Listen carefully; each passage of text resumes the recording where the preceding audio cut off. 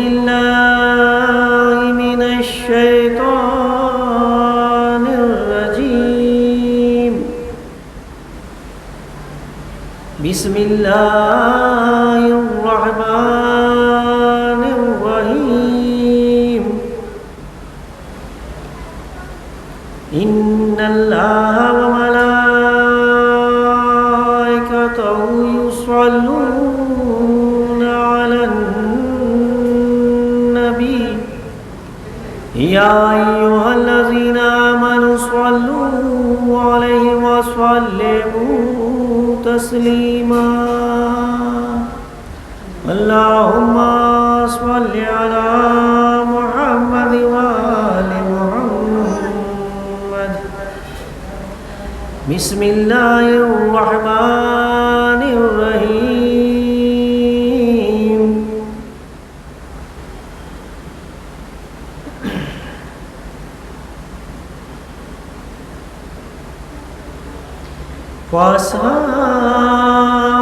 وأصحاب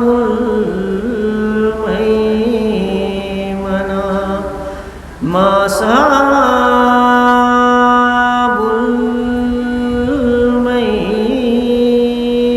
الميمنة وأصحاب المشأمة ما أصحاب المشأمة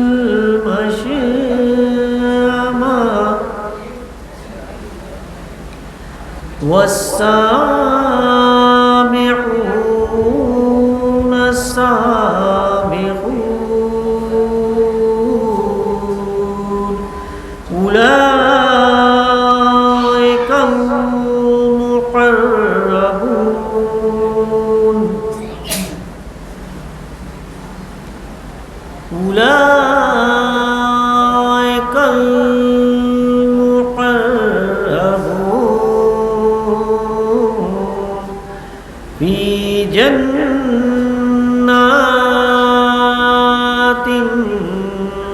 النعيم. ثلة من الأولين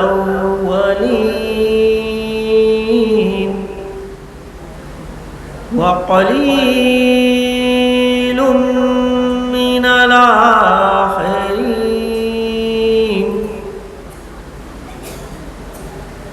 ثلة من الأولين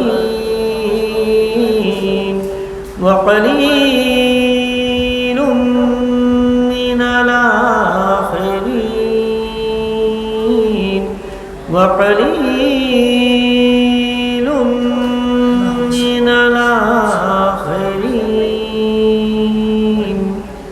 على سرور موضونة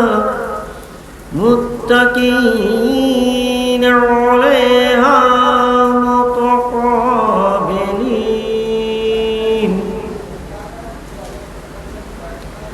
متكئين عليها متقابلين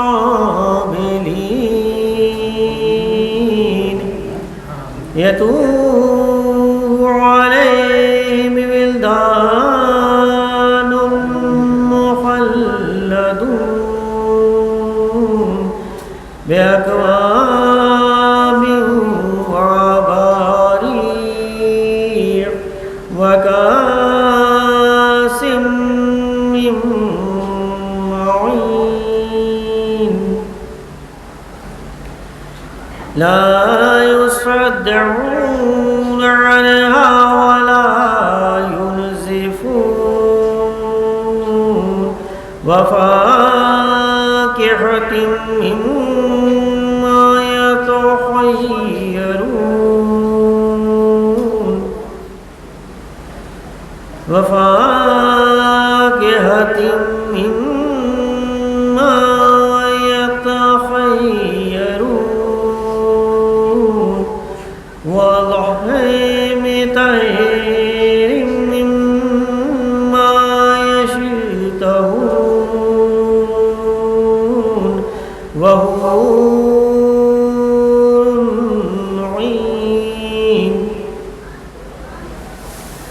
كأمثال اللؤلؤ المكنون جزاء بما كانوا يعملون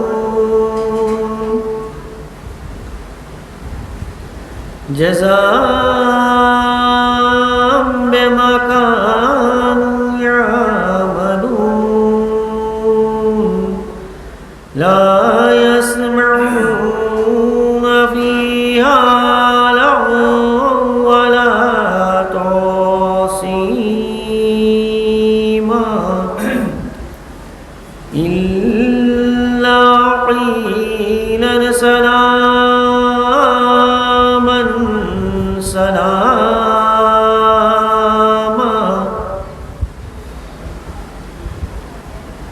إلا قيلا سلاما سلاما وأصحاب اليمين ما أصحاب اليمين في سدر مخضود وطلح منضود وطلح منضود وظل ممدود وظل ممدود وماء مسكوب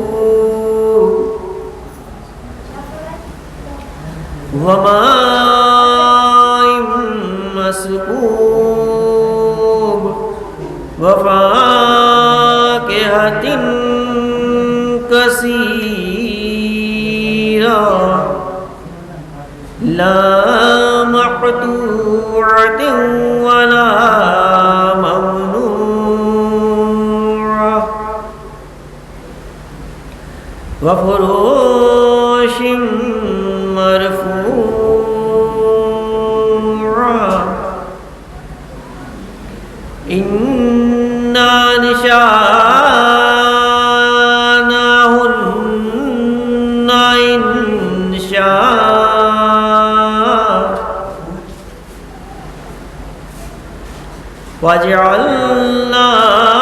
وجعلناهن أبكار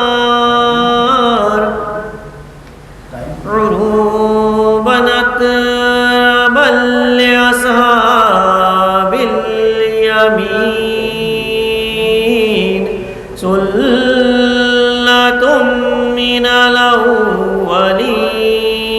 الأولين وثلة من الآخرين صدق الله العلي العظيم وصدق رسول النبي الكريم والحمد لله رب العالمين اللهم صل على محمد وآل محمد. آئیے میں گزارش کر رہا ہوں جناب عاشق آدمی صاحب سے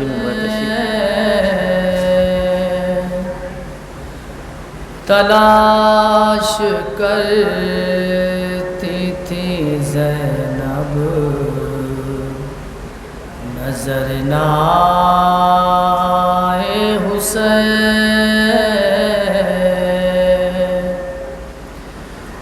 پڑا ہے خاک پہ زہرا کے قلب کا ٹکڑا جگر پہ اپنے بہاتر کے زخم کھائے حسین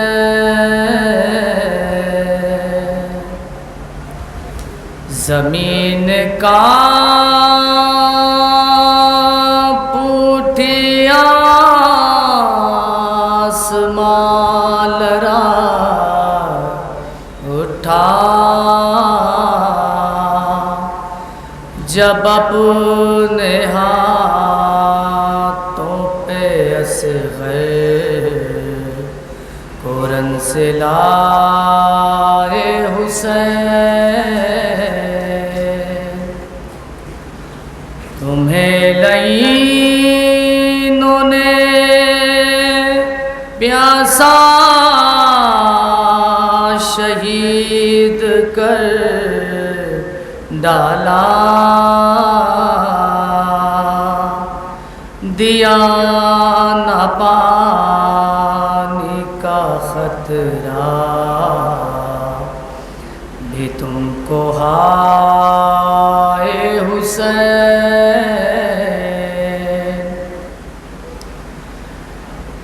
منہ اپنا موڑ کے صبرو ظلم کے بانی جب اپنے ہاتھوں پہ اصغر قرآن میں لائے حسین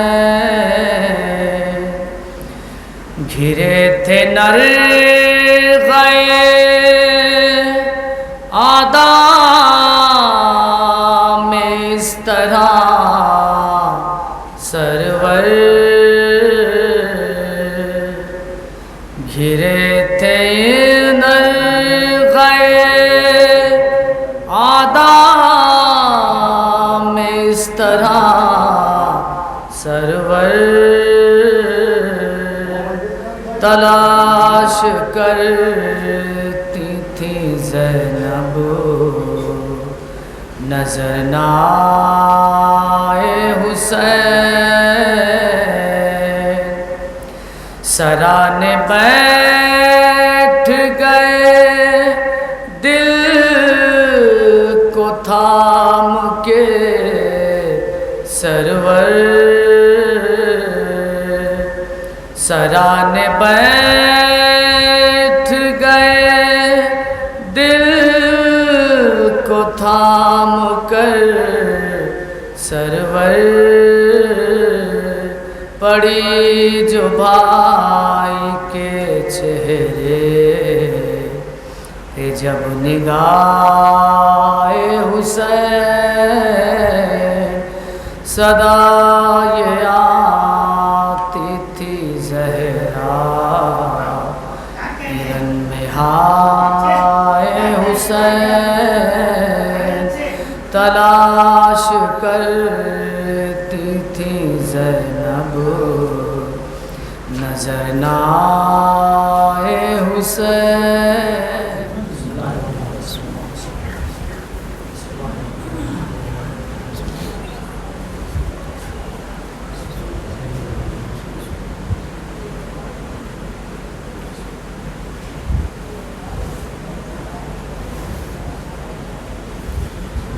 لا حول ولا قوة إلا بالله العلي العظيم أعوذ بالله من الشيطان اللعين الرجيم بسم الله الرحمن الرحيم الحمد لله رب العالمين والصلاة والسلام على أشرف الأنبياء والمرسلين سيدنا ونبينا وشفيع ذنوبنا ومولانا مولاه الثقلين جد الحسن والحسين نبي القاسم محمد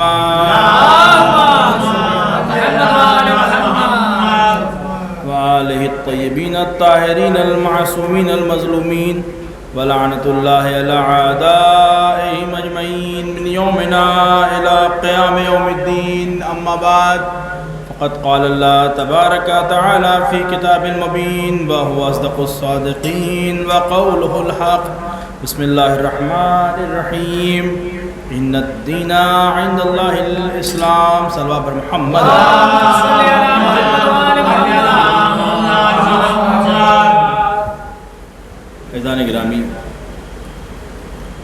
پروردگار عالم کا صد شکریہ کہ اس نے ہمیں توفیق دی کہ ہم اس عظیم عبادت میں شریک ہوئے اور ہمیں کچھ سیکھنے کا موقع ملا۔ عزیزان گرامی، جتنی بھی باتیں یہاں ہوتی ہیں وہ صرف یہ نہیں ہوتی کہ وہ عوام کے لیے ہوتی ہیں، بلکہ وہ خود کے لیے بھی ہوتی ہیں۔ جتنی چیزیں میں عرض کرتا ہوں کہ خدمت میں، سب سے پہلے وہ ان باتوں کو میں خود سے ہی کہہ رہا ہوں، مخاطب میں خود ہوں، کیونکہ جو انسان اپنی تربیت نہیں کر سکتا ہے وہ دوسرے کی تربیت نہیں کر سکتا۔ کبھی بھی کوئی چیز اگر ہم کسی سے کہیں تو پہلے دیکھیں کہ ہم نے خود اس پر کتنا عمل کیا ہے۔ بڑا مشہور واقعہ ہے، آپ نے شاید سنا ہوگا کہ ایک جب خاتون آتی ہیں جناب رسول خدا حضرت محمد مصطفیٰ صلی اللہ علیہ وآلہ وسلم خدمت میں، صلی اللہ محمد وآلہ محمد،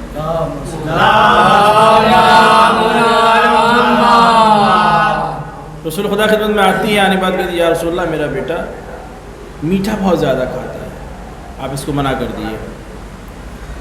رسول خدا فرماتے ہیں کہ ایسا ہے 3 روز کے بعد اس کو لے کر کے آنا، تو جو فرما رہے ہیں خیر 3 روز کے بعد جب وہ آئی تو رسول خدا فرمایا کہ بیٹا دیکھو ایسا زیادہ میٹھا نہ کھاؤ، اس سے یہ نقصان ہوگا، یہ نقصان ہوگا اور تمام چیزیں ہیں۔ تو سے پوچھا کسی نے یا رسول اللہ یہ تو آپ اس دن بھی منع کر سکتے تھے، 3 دن کے بعد کیوں؟ آپ نے فرمایا کہ اس وقت تک میں بھی میٹھا کھاتا تھا، میں نے پہلے خود کو اس کام سے روکا ہے جس کام کا میں دوسرے کو حکم دے رہا ہوں۔ ہم جب بھی کوئی چیز کسی سے کہیں تو پہلے ضروری ہے خود اس پہ عمل کریں۔ جب بعمل زبان سے آپ کسی کو ہدایت کریں گے تو اللہ آپ کی زبان میں تاثیر دے گا۔ سبب محمد والے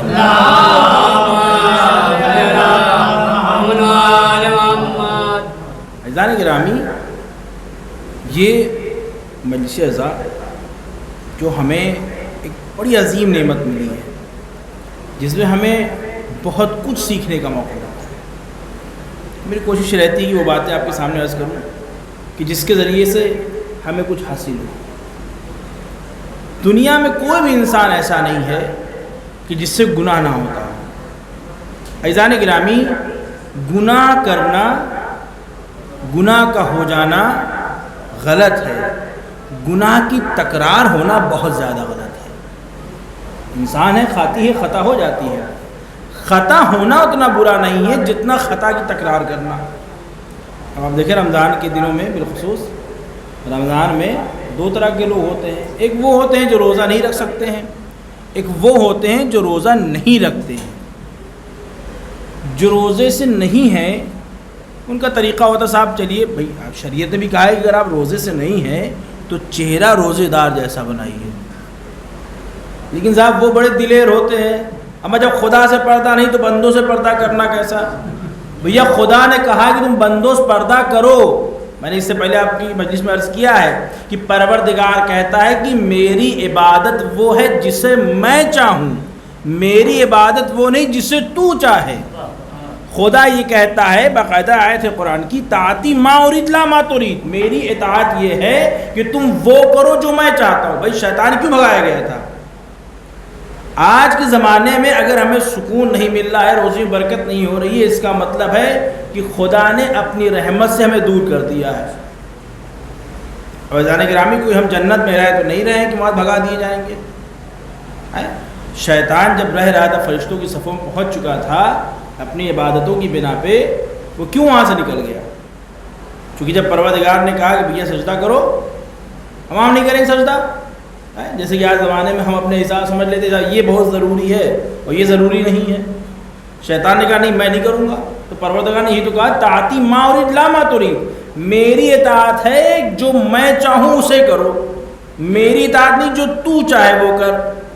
آج کے زمانے میں بھی یہی ہمیں کرنا ہے۔ اگر ہم خدا کی خوشنودی چاہتے ہیں تو ہم یہ دیکھیں میرا خدا کیا چاہتا ہے۔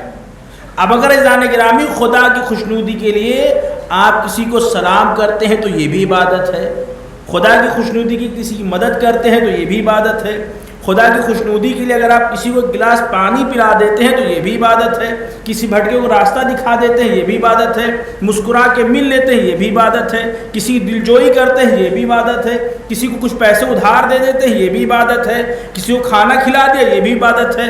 ہر وہ کام جو خدا کی خوشنودی کے لیے انجام دیا جائے وہ عبادت ہوا کرتا ہے۔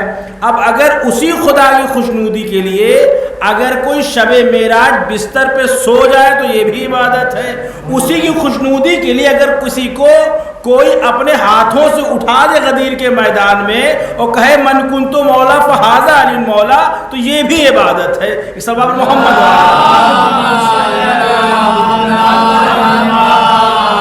لیکن عزیزان گرامی آج کے زمانے میں ہر انسان صرف اپنی فکر میں لگا ہوا ہے۔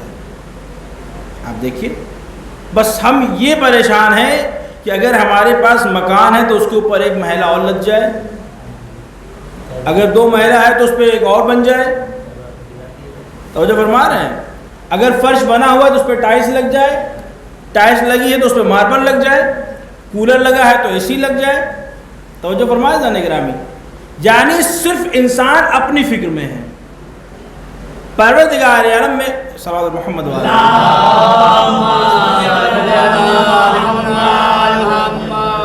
عزیزان گرامی کبھی اس چیز کو فکر کریے، ہم دنیا میں آئے ہیں کتنے سال؟ 25 سال، 50 سال، 60 سال، 70 سال؟ میں نے اس سے پہلے عرض کیا کہ یوریا کھاد اگر آپ کو جینے دے تو آپ 80-90 کی سوچئے، ورنہ 50-60 سال بہت زیادہ ہے، ایکسپائری ڈیٹ اتنی ہے انسانوں کی۔ اب یہ بتائیے کہ پروردگار عالم نے جو ہمیں دنیا میں بھیجا ہے تو یہ جسم ہمارے کس کام کا ہے؟ ایک چیز ہے روح، ایک چیز ہے جسم۔ میں مثال سے واضح کر دوں، جیسے کہ آپ کا ٹیوب لائٹ ہے، اس کے اندر الیکٹرک ہے، روشنی ہے، جب تک یہ لائٹ دے رہی ہے تب تک اس کی اہمیت ہے، جس دن لائٹ دینا بند کرے اسے آپ بھنگار میں پھینک دیں گے۔ توجہ فرما رہے ہیں آپ؟ جس دن یہ پنکھا چلنا بند ہو جائے گا اسے آپ کباڑی والے کے ہاتھ دے دیں گے، اب اسے اپنے سر پہ نہیں سجائیں گے۔ توجہ فرما رہے ہیں؟ جب تک یہ حرکت کر رہا ہے۔ اچھا عزیزان گرامی صرف حرکت کرنا کافی نہیں ہے، بعض اوقات دیکھیں کہ پنکھڑیاں جب سیدھی ہو جاتی ہیں ناچتی ہوں لیکن ہوا نہیں دیتی ہیں تو کیا کہتے ہیں، دیکھیے پنکھا چل تو رہا ہے لیکن ہوا نہیں دے رہا ہے۔ معلوم یہ ہوا وجود کافی نہیں ہے، وجود سے فائدہ پہنچانا بھی ضروری ہے۔ اگر وجود سے فائدہ نہ پہنچ رہا ہو تو حضور کا فائدہ ہی نہیں ہے۔ کسی کے وجود کی دلیل جب بنتی ہے جب اس سے فائدہ پہنچ رہا ہو۔ اب جب خدا نے اشرف المخلوقات کو پیدا کیا ہے، جب تک اس اشرف المخلوقات سے دوسرے کو فائدہ نہ پہنچ رہا ہو تو ایسے وجود کو اشرف نہیں کہا جاتا ہے بلکہ اشرف المخلوقات کا بوجھ کہا جاتا ہے۔ اس سبب محمد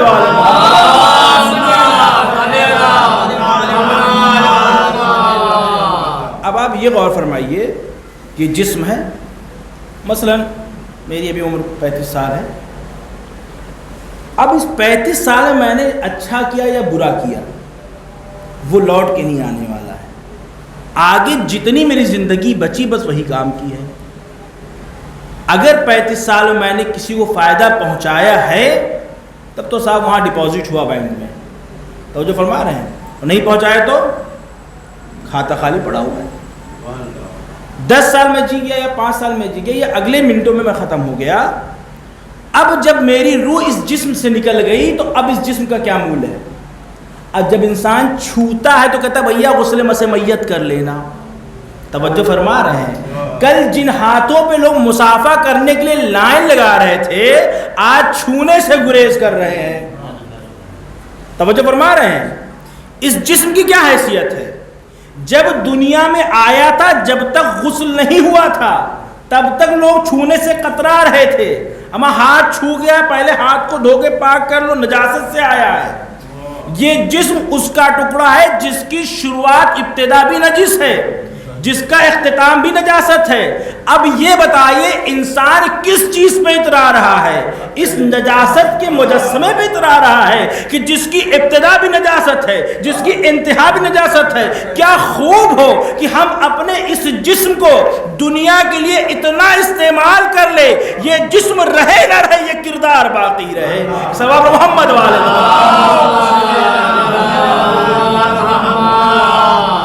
جو فرمایا عزیزان گرامی، اب آپ یہ بتائیے، مثال کے طور پہ ہم بیٹھے تھے، ہم نے دیکھا ہم بائک سے جا رہے ہیں، گاڑی سے جا رہے ہیں، ایک غریب انسان یا پریشان انسان اس نے آپ سے لفٹ مانگا، آپ نے گاڑی روکی، اس کو بٹھا لیا، منزل تک پہنچا دیا۔ آپ کا کیا گیا؟ راستہ وہی ہے، تیل اتنا ہی جلنا ہے، بہت چھوٹی سی چیز ہے، لیکن اتنی دیر میں جو آپ نے خوشنودی خدا کو حاصل کر لی ہے، اتنی دیر میں وہ عبادت انجام در دی ہے کہ اب خدا کی ایک عنایت آپ پہ ہو گئی۔ جب بھی آپ خدا کے ایک بندے کی مدد کرتے ہیں تو خدا آپ کو لطف کی نظر سے دیکھتا ہے، اور جب وہ لطف کی نظر سے دیکھتا ہے تو رحمتوں کی بارش ہونے لگتی ہے۔ عزیزان گرامی کبھی غور کیجئے، مثلا آپ کے بچے ہیں، فطرت ہے انسان کی، یہ بات طے ہے کہ ہم جتنا اپنے بچوں کو محبت کرتے ہیں اس سے 100 گنا زیادہ خدا اپنے بندوں سے محبت کرتا ہے۔ اب آپ یہ بتائیے، آپ کا بچہ ہے اور میں اٹھا کے اس کو پیار کروں، آپ مجھے پہچانتے بھی نہ ہوں تب بھی آپ کو مجھ سے ایک محبت ہونے لگتی ہے۔ توجہ فرما رہے ہیں؟ بچہ ہے، میں اسے بھی نہیں جانتا ہوں، لیکن چونکہ بچہ ہے مجھے دیکھ کے پیار آئے، میں نے گود میں اٹھایا، ایک ٹافی دلا دی، چاکلیٹ دلا دیا۔ آپ مجھے جانتے بھی نہیں ہیں، لیکن اب جب مجھے آپ دیکھیں گے تو محبت کی نظر سے دیکھیں گے۔ عزیزان گرامی، ایک انسان جو اپنے بچے کو پیار کرتا ہے، اگر اس سے ایک انجان انسان محبت کرنے لگے تو اس کے دل میں محبت پیدا ہو جاتی ہے۔ ذرا سوچیے، وہ خدا جو اپنے بندوں کو اس ماں باپ سے 100 گنا چاہتا ہے، اگر اس بندے سے آپ محبت کریں گے تو خدا آپ سے کتنی محبت کرے گا۔ اور فرما رہے ہیں، لیکن نہیں صاحب، ہمیں جو ٹانگ کھینچنے سے ہی موقع نہیں مل رہا ہے۔ توجہ فرما رہے ہیں؟ میں ایک بات اکثر کہتا ہوں کہ آج کے زمانے میں انسان اپنے دکھوں سے زیادہ دوسروں کے سکھوں سے پریشان ہے۔ ہم کیا دیکھو، اس کی بلڈنگ پہ بلڈنگ لدی جا رہی ہے، کہیں سے تو کچھ معاملہ ہے۔ توجہ ذرا گرامی، ہم یہ نہیں سوچتے ہیں جس طرح سے اس نے محنت کی ہے ہم بھی محنت کر لیں۔ اس کے ترقی کیوں ہو رہی ہے؟ اما اس کے گاڑی آ گئی، اما کل تک 2 پہیا نہیں تھا، 4 پہیا کھڑا ہو گیا۔ توجہ ہے؟ یعنی ترقی اس کے ہو رہی ہے، تکلیف ان کو ہو رہی ہے۔ ایک سبب محمد والے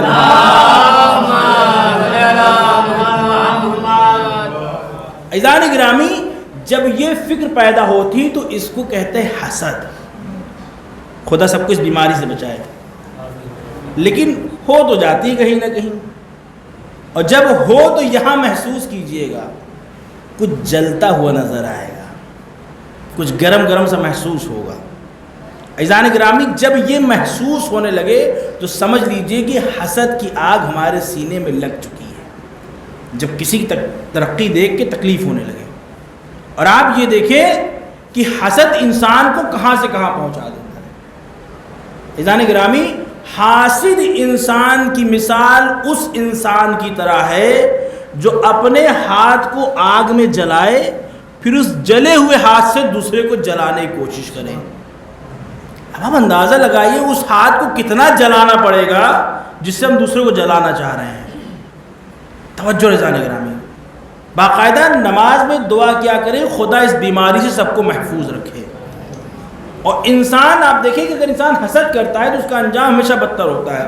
ایک شخص جس کو اپنے پڑوسی سے بہت زیادہ حسد تھا، اس کی ترقیاں دیکھ دیکھ کے پریشان تھا، بہت اس نے اپنے حساب سے تدبیریں کی، ادھر سے ادھر سے ادھر سے، جب کچھ معاملہ نہیں بنا تو اس نے غلام لے کے آیا، بہت توجہ سے نگران، اس کی پرورش کی، پالا پرورش کی، اور جب بڑا جوان ہو گیا تو اس کو بلایا، کہا یہ بتاؤ کہ کیا میں نے کبھی تمہارے ساتھ غلاموں جیسا برتاؤ کیا ہے. کہا نہیں کیسی بات کر رہے ہیں, بڑی محبت سے.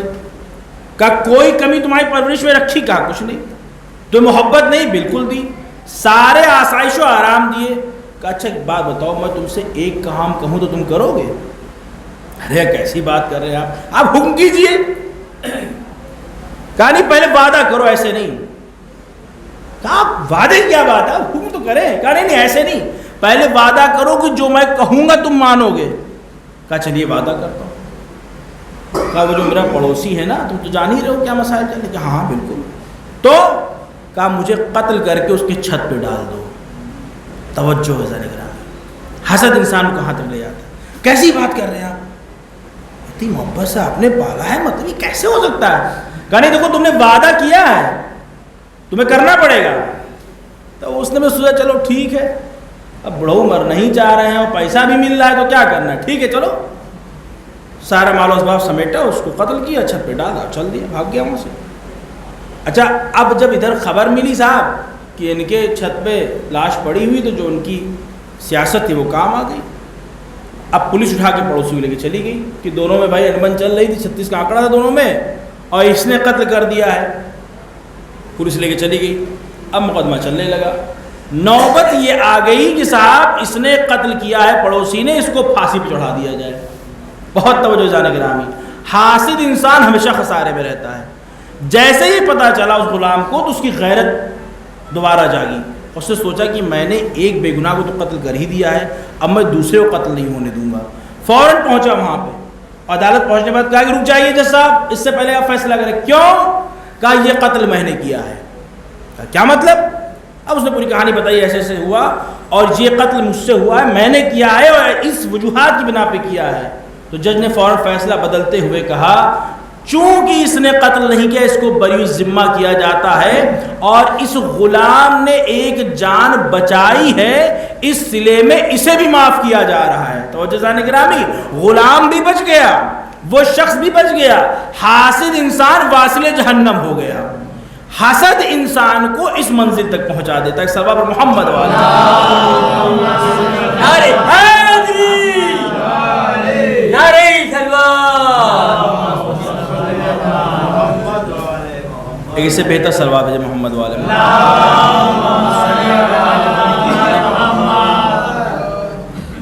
دیکھیں کچھ چیزیں جو ہیں ہماری مجلسوں میں بھی کامن ہو گئی ہیں, اس کو ختم کرنے کی کوشش کیجیے. 2-3 چیزیں ہیں. ایک چیز تو وقت کا بڑا مسئلہ ہے.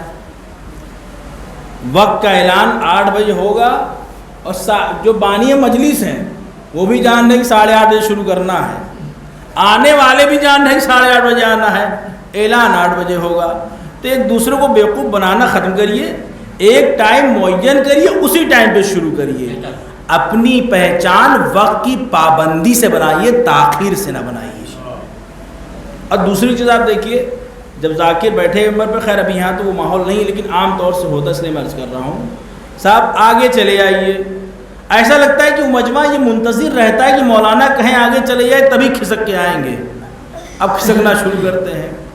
اور تیسری چیز یہ ہوتی ہے کہ صلوات پہلی ہمیشہ آہستہ ہی ہوگی. جب کہیں گے دوبارہ صلوات بھیجیے تو نہ جانے وہ چھپی ہوئی انرجی کہاں سے ایک دم سے آتی ہے, اور جسٹ ڈبل اور ٹرپل ہو جاتی ہے وہ. عزیزان گرامی, اس چیز کو سمجھیے, نظم اسلام کی پہچان ہے, بے نظمی اسلام کی پہچان نہیں ہے. ابھی آپ غور کیجئے, ایک ایک چیز کتنی منظم ہے. آپ نے غور کیا نماز کی صفیں کیسے لگتی ہیں, پورے نظم کے ساتھ, کہ کہیں سے بھی سلسلہ ٹوٹنا نہیں چاہیے. ایک ساتھ نیت ہوتی, ایک ساتھ تکبیر ہوتی ہے, ایک ساتھ سجدہ ہوتا ہے, ایک ساتھ رکوع ہوتا ہے. تو اسلام نام ہی نظم کا ہے. کبھی آپ دیکھیے حج میں کتنا جم غفیر ہوتا ہے, لیکن جو طواف ہو رہا ہوتا ہے تو ایسا لگتا ہے کہ جیسے کئی سارے نور ہیں جو خانہ کعبہ کو طواف کر رہے ہیں. ایسا ہے گرامی, ہماری پہچان نظم سے, بے نظمی سے نہیں ہے. ایک سلوات پر محمد والا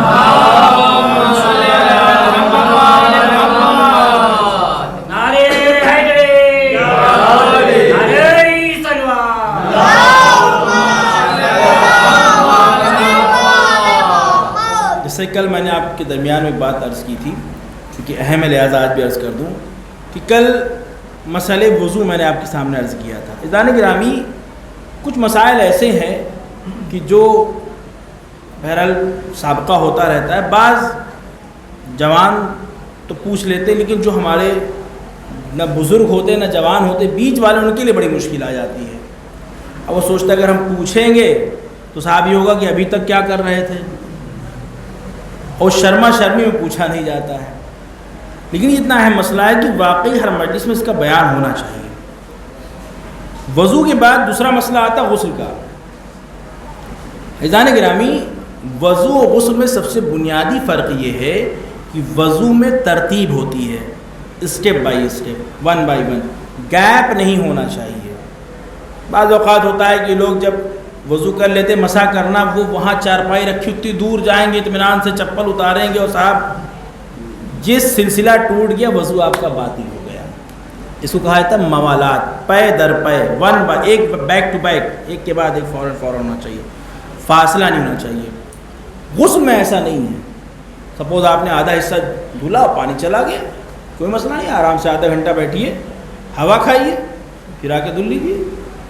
تو جو فرما رہے ہیں وضو میں یہ ہے کہ آپ ہمیشہ اوپر سے نیچے ہاتھ لائیں گے، الٹا سیدھا نہیں کر سکتے ہیں۔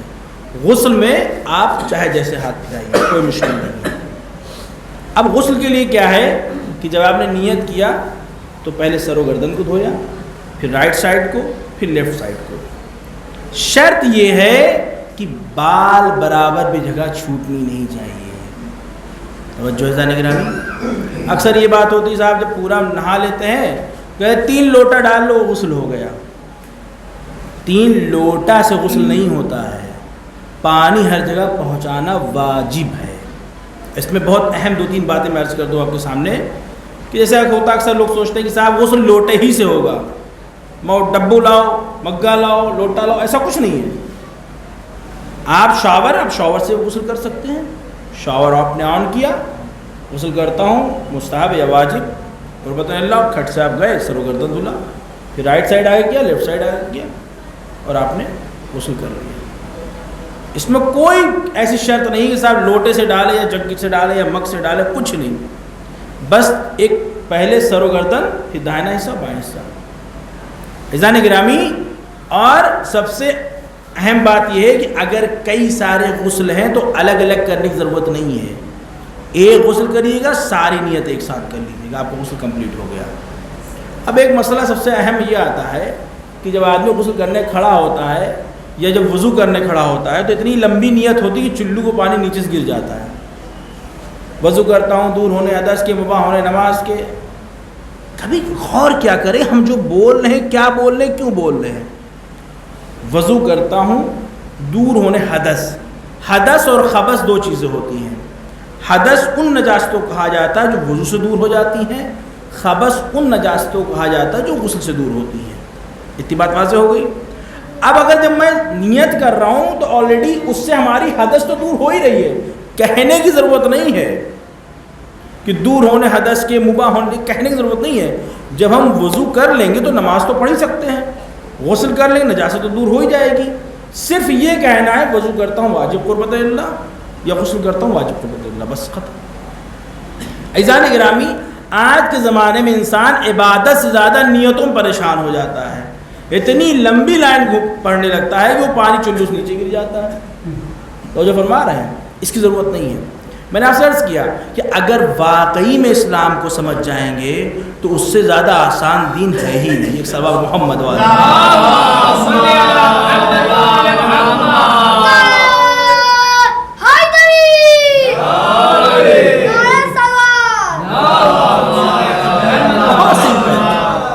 ساری چیزیں بہت آسان، کوئی مشکل نہیں ہے۔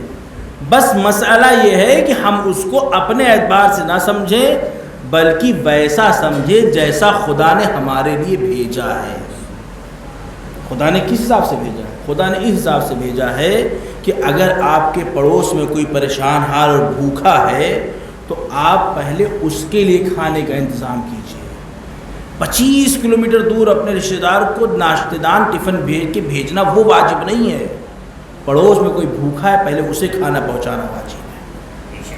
ایسا نہیں گرامی جیسا چیزیں اسلام نے ہمیں اس لیے تو بتائی ہیں کہ آج کے زمانے میں نے آپ سے عرض کیا کہ ہم صرف ان چیزوں میں گرفتار ہو گئے ہیں جو چیزیں ہمیں اچھی لگ رہی ہیں. آج کے زمانے میں ہم یہ نہیں چاہتے ہم کسی کی مدد کریں. اگر ہم خود سے مدد کریں, آپ دیکھیں کہ باقاعدہ کل میں نے آپ سے عرض کیا کہ اگر انسان خود سے خیر کرے, خود سے نیکیاں کرے, خود سے لوگوں تک چیزیں پہنچائے, اس کا ثواب اس سے کہیں زیادہ ہے کہ اس کی اولاد اس کو انجام دے. رسول خدا کا زمانہ ہے اور چاہنے والا ہے, اور اس نے یہ وصیت کی کہ جب میں مر جاؤں گا تو ایک کمرہ بھر کر ایک کھجور اس کے پاس تھی کہ اس کھجور کو رسول خدا اپنے ہاتھوں سے لوگوں تک پہنچائیں گے. خیر وہ جب مر گیا تو وصیت تھی, رسول خدا نے عمل کیا اور ساری کھجوریں بانٹ دی. جب ساری کھجوریں بٹ گئیں اور جب صفائی ہونے لگی تو دیکھا کونے میں ایک کھجور پڑی ہوئی ہے. عزیزان گرامی توجہ رہے, تو رسول اسلام نے اس کھجور کو ہاتھ میں لیا تو فرمایا خدا کی قسم اگر اس ایک کھجور کو وہ اپنے ہاتھ سے دیتا تو یہ ساری کھجوروں سے بہتر تھا. توجہ فرما رہے ہیں گرامی, ہمیں یہ انتظار نہیں کرنا چاہیے کہ ہماری اولاد کرے گی. ہمارا جب اپنا واجب ہم نے انجام نہیں دیا ہے تو ہماری اولاد کیا انجام دے گی. ثواب محمد والے عزیزان گرامی, جتنا ہم دوسروں کے ساتھ کریں گے, جتنا ہم دوسرے کام آئیں گے, اتنا ہی خدا اتنی چیزیں ہمارے ساتھ جوڑتے جائے گا. میں مثال سے بات واضح کر دوں, ایک اور سلوا بھائی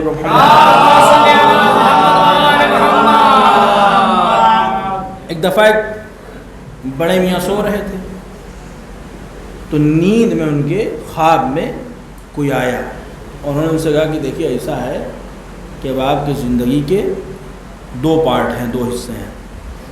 کہیں وہ کیسے؟ کہا ایک حصہ امیری کا اور ایک غریبی کا ہے. اب یہ بتاؤ پہلے کون سا حصہ لوگا, امیری والا یا غریبی والا؟ یہ سوچنے لگے تو انہوں نے کہا کہ ایسا ہے کہ ہم پہلے اپنی بوڑھا سے پوچھ لیں. توجہ نہ گرامی, نیند میں بھی حکمرانی ہے. کہا اچھا ٹھیک ہے. اب صاحب صبح اٹھے اور اٹھنے کے بعد اپنی بیوی کو کہا میں سنتی ہو, کیا ہے بتائیے؟ کہا میں نے خواب دیکھا ہے. کیا خواب دیکھا؟ کبھی خواب دیکھا کوئی آئے وہ یہ کہہ رہے کہ تمہاری زندگی جو بچی اس کا 2 حصہ ہے, پر ایک امیری کا غریبی کا. کہا تو کہا اچھا یہ بتاؤ پہلے کون والا لے, امیری والا یا غریبی والا؟ بہت تو زیادہ گرمی. تو بوڑھا سوچنے لگی, سوچتے ہوتے نے سوچا کہ اگر پہلے غریبی والا لے لیا, وہ تو ان کا زمانہ ہے نا, اور امیری میں ہم نکل گئے تب تو ہمیں کچھ ملے گا نہیں. اچھا سنیے ایسا کریے پہلے امیری والا لے لیجیے پھر دیکھا جائے گا. کہ اچھا ٹھیک ہے. صاحب پھر رات میں سوئے, پھر وہ بزرگ آ رہے ہیں. تو کیا سوچا؟ کہا دیکھیے ایسا ہے کہ آپ پہلے امیری والا زمانہ دے دیجیے. کہا ٹھیک, کل سے تمہارا امیری کے دن شروع. اب جب صبح ہوئی صاحب تو جو کاروبار ان کا تھا دن دوگنا رات چوگنا بڑھنے لگا. اب ادھر سے بھی پیسہ آ رہا ہے, ادھر سے بھی پیسہ آ رہا ہے, یہ بزنس چل رہا, وہ بزنس چل رہا, اور سب پیسہ ہی پیسہ, آمدنی آمدنی, انکم اور خوب پیسے. تو سوچا ہے معاملہ تو سیٹ ہو گیا, پیسہ تو آنے لگا. اب جب پیسہ آ ہی رہا ہے اور ابھی تو مثلاً انکم والے دن چل ہی رہے ہیں تو کیوں نہ دوسروں کی مدد کر دی جائے. توجہ جانے گرامی, اب دیکھا بھائی پریشان ہے, ان کی مدد کر دی. بہن کی بیٹی کی شادی نہیں ہو رہی تھی, وہاں پیسہ دے دیا. دوست کا مکان نہیں بنا تھا, وہاں پیسہ لگا دیا. پڑوسی پریشان تھے, ان کو دے دیا. اور صاحب خوب دل کھول کے مدد کی. پیسہ تو آ ہی رہا, تو دن چل ہی رہے. اب انہیں بھی دیا, انہیں بھی دیا, ان کی مدد, وہ غریب تھی ان کو مدد دیا, وہاں راشن پہنچایا, ان کو ضرورت تھی ان کو پہنچایا. دن گزرنے لگے. ایک دن وہ آیا کہ صاحب پھر رات میں آئے, سنو تمہارے امیری کے دن ختم ہو جاتے, چونکہ تم نے سب کی مدد کی ہے, اب تمہارے غریبی کے دن نہیں آئیں گے, اب امیری ہی کے دن چلتے رہیں گے. اس سبب محمد والے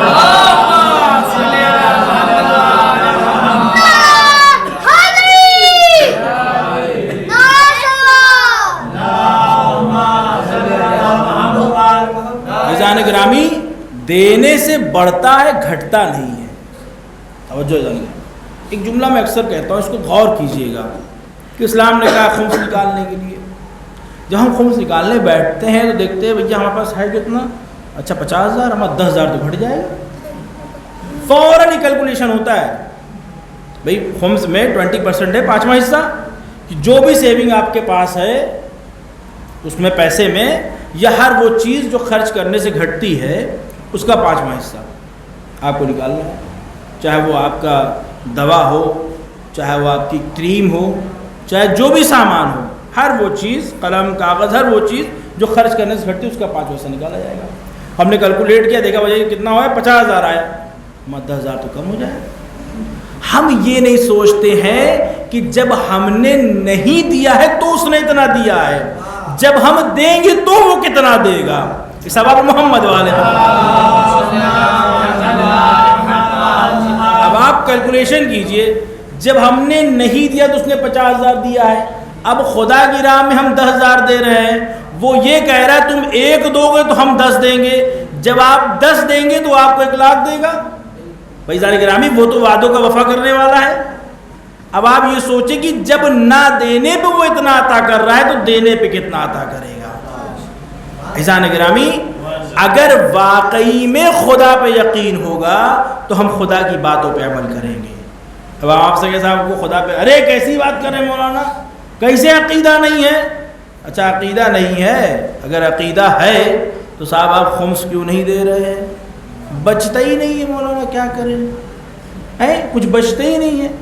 اسلام نے خمس پہ کوئی نصاب معین نہیں کیا ہے، کوئی رقم معین، 10 روپیہ بچا ہے 2 روپیہ نکال دیجئے، توجہ فرما رہے ہیں، 100 روپیہ بچا ہے 20 روپیہ، 80 آپ خرچ کیجئے، کوئی مطلب نہیں اسلام کو اس سے۔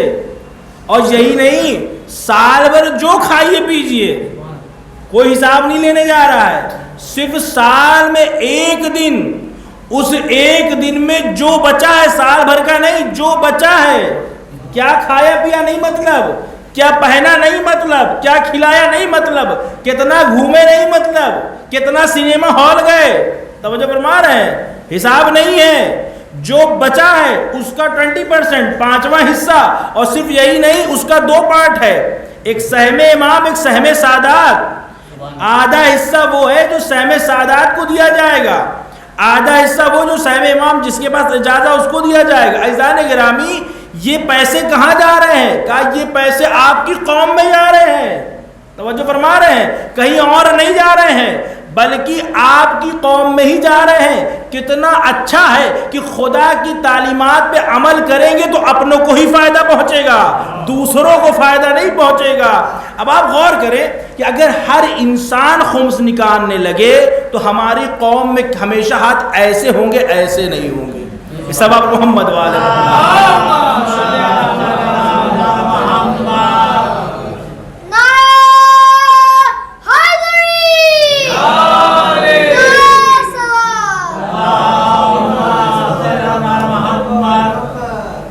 گرامی، ضرورت اس چیز کی ہے کہ واقعی میں تعلیمات اسلام کو ہم سمجھیں۔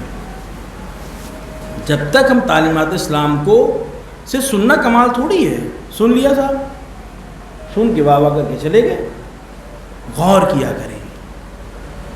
اگر ہم سب اس پہ عمل کرنے لگیں گے تو ہر انسان دوسرے انسان کو فائدہ پہنچانے لگے گا۔ بھائی چھوٹی سی بات آپ سمجھیے کہ اگر ہم یہ سمجھ لیں کہ ہم سلام کریں گے تو ہمارے اندر غرور ختم ہوگا، تو اب ہر انسان یہ چاہے گا پہلے ہم سلام کر لیں۔ اب کوئی سلام کا منتظر نہیں ہوگا، بلکہ سب کوشش کریں پہلے ہم کر لیں تاکہ وہ 60% ہم کو مل جائے۔ توجہ فرما رہے ہیں، جانتے ہیں، متوجہ نہیں۔ قرآن کہہ رہا ہے فذکر ان نفعت الذکریٰ، کہ تم یاد دہانی کرو، تم ریمائنڈر دو، یہ مومنین کے لیے نفع بخش ہے۔ عزیزان گرامی، حقیقت یہ ہے کہ کربلا سے بڑا کوئی ریمائنڈر نہیں ہے۔ کربلا وہ حقیقت ہے جو ہر موقع پہ انسان کو یاد دہانی کرتی کہ تمہارے خلقت کا مقصد کیا ہے، کیوں تخلیق ہوئی ہے۔ عزیزان گرامی، اگر تخلیق مقابلے کے لیے ہوتی تو امام حسین پر کے لشکر کو سیراب نہ کر رہے ہوتے۔ ابھی آپ نے غور کیا ہے کہ امام حسین نے حر کو نہیں، پر کے لشکر کو نہیں، بلکہ لشکر کے جانوروں کو بھی سیراب کیا۔ توجہ رہے عزیزان گرامی، اس کا مطلب یہ ہوتا ہے کہ ہمارے درمیان میں کتنا بھی اختلاف ہو جائے لیکن انسانیت کو فراموش نہیں کرنا ہے۔ کربلا پیغام دے رہی ہے۔ آج ہم بھائی بھائی میں اگر ذرا سا اختلاف ہو جائے ہم ان کی جنازے میں نہیں جائیں گے۔ کربلا ہمیں یہ پیغام نہیں دیتا ہے۔ ہم کہاں سے کربلا والے ہیں، ہم کہاں سے حسین والے ہیں۔ امام حسین تو پیغام دے رہے عزیزان گرامی کہ اگر کوئی پریشان حال ہے، اب دیکھیں اگر آج ہمارا بھائی آتا ہے کہ بھیا ہم سے غلطی ہو گئی تو ہم فوراً طنز کرتے ہیں، اچھا اب آیا اٹھ پہاڑ کے نیچے۔ توجہ ہے، کربلا کیا پیغام دے رہا ہے کہ جب حر مولا کے قدموں پہ اپنا سر رکھتا ہے تو مولا کے کلمات کے بھائی تم کون ہو۔ مولا یہ بھی نہیں چاہتے ہیں کہ حر میری باتوں سے شرمندہ ہو جائے۔ کیا مولا نہیں کہہ سکتے تھے کہ تم اب آئے ہو معافی مانگنے جب ہمارے خیموں میں الاتش کی آوازیں شروع ہو چکی ہیں؟ تم کیسے ہو؟ تم کو تو میں نے تمہیں سیراب کیا، تمہارے لشکر کو، تمہارے جانوروں کو سیراب کیا، اور تمہاری وجہ سے میرے بچے الاتش کی۔ نہیں، مولا کیا فرما رہے ہیں، تم کون ہو؟ اور جب وہ کہتا ہے مولا میں وہی گنہگار ہوں جس کی وجہ سے آپ مصیبتوں میں گرفتار ہوئے ہیں۔ اب میرا مولا کیا فرماتا ہے، حر جب تم دشمن بن کے آئے تھے تمہارے جانوروں تک کو سیراب کیا حر، لیکن بڑی افسوس کی بات ہے کہ آج تم جب میرے دوست بن کر کے آئے ہو تو میرے پاس قطرہ آب بھی نہیں کہ میں تمہیں سیراب کر سکوں۔ عزیزانو، کربلا کا کردار یہ ہے، کربلا ہمیں یہ سکھاتا ہے۔ اب آپ یہ بتائیے، میں نے کل آپ سے عرض کیا کہ جہاں ایک بھائی کی محبت اتنی ہے کہ دوسرا بھائی بھائی نہیں کہہ کے آقا کہہ رہا ہے، آج اگر ایک بھائی دوسرے بھائی کا حق مار رہا ہے تو کہاں سے جناب عباس کا علم اٹھانے کی اس کے اندر توفیق ہوگی؟ اسے حق نہیں حاصل ہے کہ جناب عباس کا علم اٹھایا۔ عزاداروں، اگر آج ہم خیال نہیں کریں گے اپنوں کا تو ہمیں حق نہیں حاصل ہم آپ کربلا والا کہیں۔ میں نے آپ سے عرض کیا تھا کل کہ اگر یہ مقصد حسین کو ہم پامال کر رہے ہیں تو ہم حسینی نہیں ہیں۔ عزاداروں، بڑی تکلیفوں سے بڑے مصائب جھیلے امام حسین نے، صرف شہادتیں نہیں ہیں۔ جب شہادتوں کا سلسلہ ختم ہوا ہے اس کے بعد جو اسارت کا سلسلہ شروع ہوا ہے بڑا دردناک سلسلہ ہے۔ راوی کہتا ہے میں نے دیکھا خیموں میں آگ لگا دی گئی، جب خیموں میں آگ لگی ہے تو بیویاں اس خیمے سے اس خیمے جا رہی ہیں، اس خیمے سے اس خیمے آ رہی ہیں۔ انہی خیموں کے درمیان میں نے دیکھا ایک ننھی سی بچی ہے جس کے دامن میں آگ لگی ہوئی ہے۔ میں چاہتا ہوں کہ اس کے دامن کی آگ بجھا دوں لیکن وہ بچی بھاگتی جاتی ہے۔ ایک دفعہ وہ بچی کہتی ہے شخص کیا تمہیں نہیں معلوم ہے ہم علی کی گھرانے کے ہیں، ہمیں کوئی نامحرم چھو نہیں سکتا ہے۔ ہاں عزادارو، راوی کہتا ہے کہ جب خیموں میں آگ لگ جاتی ہے، خیموں میں آگ لگنے کے بعد میں دیکھتا ہوں کہ ایک خیمہ ہے جس میں ایک ضعیفہ جاتی ہے پھر باہر آ جاتی ہے، پھر جاتی پھر باہر آ جاتی ہے۔ ایک دفعہ میں نے ضعیفہ سے پوچھا کیا آپ کی کوئی قیمتی چیز خیمے میں رہ گئی ہے؟ ضعیفہ کہتی ہے اس میں میرا بھتیجا سید سجاد ہے۔ کیا دیکھا، ایک دفعہ جاتی ہے اندر سے ایک بیمار جوان ہے جسے کاندھے پہ لے کے آتی ہے، زینب ہی وہ ہے جنہوں نے امامت کو سہارا دیا ہے۔ حاضرداروں، جب وہ وقت بھی آیا ہے، کیسے کیسے مصائب ٹوٹے ہیں۔ جب وقت آیا ہے کہ خیمے جل چکے ہیں، بچے خاک پہ بیٹھے ہوئے ہیں، کچھ سو گئے ہیں، ایک دفعہ جناب زینب کہتی ہیں کلثوم چلو ذرا بچوں کی خبر لے لیتے ہیں۔ جب بچوں کی خبر لیا تو کیا دیکھا کہ وہاں سکینہ نہیں ہے، بھائی کا سکون سکینہ نہیں ہے۔ ایک دفعہ زینب تڑپ جاتی، کلثوم سکینہ نظر نہیں آ رہی ہے۔ عزاداروں، زینب و کلثوم جاتی ہے، اب میدان کے کارزار کی طرف جاتی ہیں، ایک دفعہ دیکھتی ہیں کہ وہاں ایک لاشا ہے، لاشا بے سر سے سکینہ سمٹی ہوئی ہے اور سکینہ سو رہی ہے۔ جیسے ہی زینب نے اٹھانا چاہا ایک آواز آئی، زینب بس ابھی سوئی ہے، اسے سکون سے سونے دو۔ عزادار اور کچھ دیر بعد جب سکینہ کو جناب زینب نے شانوں کو ہلایا ہے، سکینہ چونک جاتی ہے، مجھے تماچے نہ لگاؤ، مجھے میرے گوشوارے مت چھینو۔ زینب کہتی ہے میرے لال سکینہ، یہ تیری پھوپھی زینب ہے۔ ازادار ایک دفعہ زینب کہتی سکینہ یہ بتاؤ تم نے کیسے پہچانا کہ یہ تیرے بابا کا لاشا ہے؟ سکینہ کہتی پھوپھی اماں، جب میں اس میدان سے گزر رہی تھی میں بابا بابا پکار رہی تھی، اس لاشے بے سر سے آواز آئی الیہ الیہ، سکینہ سکینہ، میں اس لاشے سے چپٹ گئی۔ حاضردار وہی سکینہ ہے کہ جب سکینہ دربار شام پہنچتی ہے تو پہنچنے کے بعد یزید کہتا ہے میں نے سنا ہے کہ حسین کی کوئی کمسن بچی بھی ہے جسے حسین بہت چاہتے تھے۔ سکینہ کو سامنے لاتے ہیں، سکینہ اس عالم میں آتی ہے کہ ایک ہاتھ چہرے پہ ہے، ایک ہاتھ گردن پہ رکھے ہوئے ہیں۔ یزید پوچھتا ہے ایک ہاتھ چہرے پہ کیوں رکھا ہے؟ کہا میرے پھوپھیوں کے بال اتنے بڑے ہیں جس سے چہرے کا پردہ کر لیا ہے، میرے بال بڑے نہیں ہیں۔ اچھا گلے پہ ہاتھ کیوں رکھا ہے؟ کہا گلے پہ رسی کا زخم ہے۔ اب ایک مرتبہ کہتا ہے میں نے سنا ہے کہ تیرا بابا تجھے بہت چاہتا تھا۔ سکینہ کہتی ہاں ہاں میرا بابا مجھے بہت چاہتا تھا۔ کہا میں ایسے نہ مانوں گی جب تک یہ سر حسین تیری آغوش میں نہ آئے۔ بچی تڑپ جاتی ہے، ننھے ننھے ہاتھوں سے جلے ہوئے دامن کو اٹھاتی، بابا آج محبت کا امتحان ہے، آج سکینہ نہ آئے گی، آج آپ کو آنا پڑے گا۔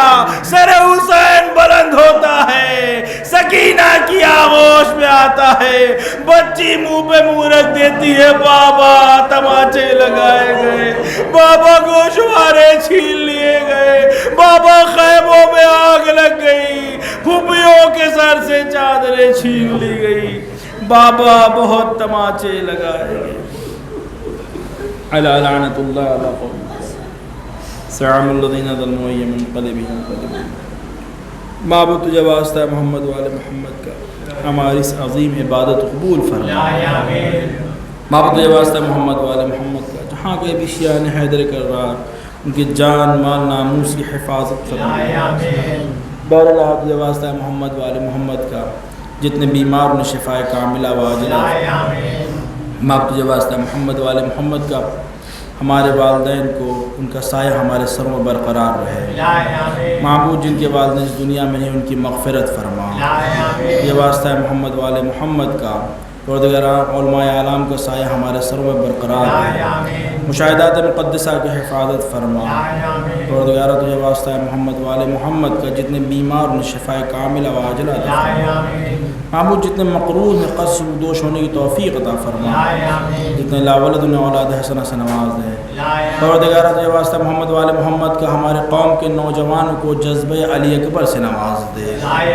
واسطہ محمد والے محمد کا امام زمانہ کے ظہور میں تعجیل فرما، ہمیں توفیق دے کہ ہم ان کے اعوان انصار میں شمار ہو سکیں۔ ایک بار سورہ حمد بار سورہ اخلاص کی تلاوت فرما کر جملہ مومنات کی روح ارسال فرما۔ بالا میں بیاں کیا کروں تو داد سکینہ، کیا کیا نہ ستم اس پا ہوا کرب و بلا میں، کیا کہیے ستم کیسا ہوا کرب و بلا میں۔